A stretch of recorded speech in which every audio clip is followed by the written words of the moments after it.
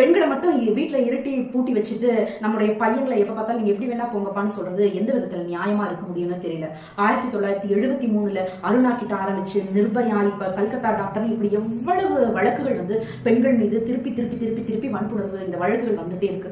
இதெல்லாம் எப்போ முடிவடையும்? எப்போ ஒரு சுதந்திர தினத்தை எல்லாரும் சந்தோஷமாக கொண்டாடுகிற இல்ல சுதந்திர காற்று பெண்கள் பயம் இல்லாம வெளியில எப்ப போறது அப்படிங்கிறது தெரியவே இல்லை. பொதுவாக ஆண்களில எல்லாருமே நினைச்சுப்பாங்களேன், அருணா மாதிரி ஒரு 25 வயசுல சந்தோஷமா வாழ்க்கையை ஆரம்பிக்க போற நேரத்துல தன்னுடைய வாழ்க்கையை சிதைச்சு போட்டாச்சு. 42 வருஷமா படுத்த படுக்கையில இருக்கேன், 66 வயசு வரைக்கும் எனக்கு என்ன நடக்குதுன்னு தெரியாது, நான் அப்படியே படுத்து அப்படியே இறந்து போகணுங்கிறது என்ன அவசியம் இருக்கு?